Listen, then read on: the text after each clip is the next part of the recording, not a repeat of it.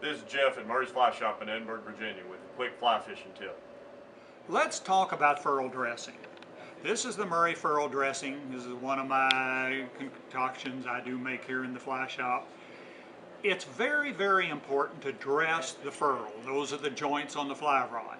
What I do with this, I zap it up one side, 180 degrees, turn that thing over, zap it up that side, and then put it together, rub it around, and do that on all of the ferrules, and that I do it about every 6 time out to dress that. The reason this is important is that if you're using a rod, as a friend of mine was on the Madison River, and I was fishing about 100 feet upstream from him, I looked down and heard my friend yell. Well, quite often we yell out when we hook a big fish. And he yelled out, but it wasn't hooking a big fish. He said, "Come here quick." I went down to see what he had done, and he had made a cast. He hadn't dressed it. The tip top came off, went floating on the Madison, down the Madison River, probably still floating.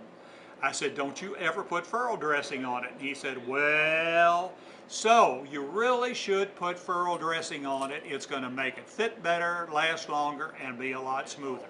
Now, don't overdo it. One time I was real gun-ho and I greased that thing like man overboard. Got out to Montana on my first evening, the temperature dropped and that thing froze together and I never did get it apart. I had to break the rod to get it apart. But dress those ferrules about every 5th, 6th times out in order to make them fit properly.